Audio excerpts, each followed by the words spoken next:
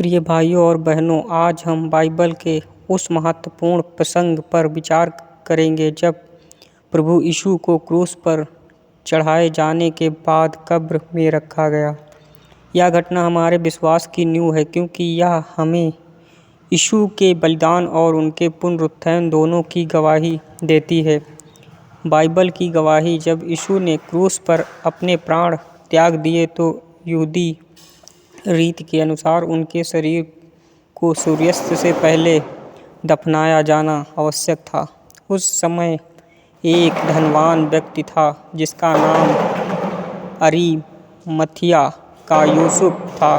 वह यहूदी महासभा का एक भले और धर्मी सदस्य था और गुप्त रूप से यीशु का चेला भी था। मत्ती 27:57, मार्कुस 16:43। यूसुफ ने पिलातुस से जाकर यीशु के शरीर को मांग लिया। पिलातुस ने सैनिकों से पुष्टि की कि यीशु सचमुच मर गए हैं और फिर शरीर यूसुफ को सौंप दिया।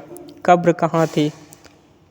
एक नई कब्र में यूसुफ ने यीशु के शरीर को लिनन कपड़े में लपेटा और उसे अपनी ही नई कब्र में रखा, और जो चट्टान में खोदी गई थी। मत्ती 27:65-60 में लिखा है, यह कब्र यरूशलेम के पास बगीचे में स्थित थी।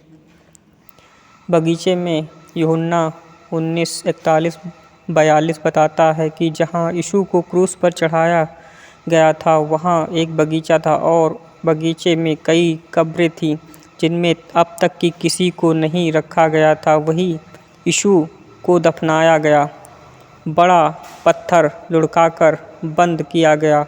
कब्र के द्वार पर एक बड़ा पत्थर उस लुढ़का दिया गया और स्त्रियां मरियम दूर से यह देख रही थी। मत्ती 27:61 आत्मिक संदेश: यह तथ्य कि यीशु को एक नई और अछूती कब्र में रखा गया इस बात का प्रमाण है कि बाद में जो खाली कब्र मिली वह केवल उसी की गवाही देती है कि यीशु सचमुच मृतकों में से जी उठे।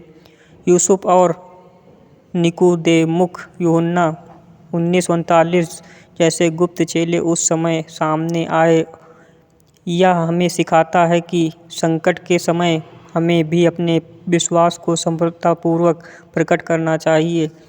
कब्र का बगीचे में होना यह दर्शाता है कि मृत्यु के बीच भी परमेश्वर जीवन की नई शुरुआत करता है। प्रिय मित्रों, यीशु को यरूशलेम के पास बगीचे में अरिमथिया के यूसुफ की नई कब्र में रखा गया। वहाँ पत्थर लुढ़का कर द्वार बंद किया गया और पहरेदार बिठाए गए, परंतु तीसरे दिन वहीं कब्र खाली मिली, क्योंकि यीशु मृतकों में से जी उठे। इसलिए वहाँ घटना याद दिलाती है कि यीशु ने केवल क्रूस पर मरे, बल्कि वह जी उठे और आज जीवित हैं। यही हमारे विश्वास का आधार है। प्रिय भाइयों और बहनों, आज हमने सीखा कि प्रभु यीशु को क्रूस पर चढ़ाए जाने के बाद अरिमथिया के यूसुफ की नई कब्र में रखा गया, जो यरूशलेम के पास बगीचे में थी। यह कब्र कभी किसी और के लिए नहीं इस्तेमाल की गई थी।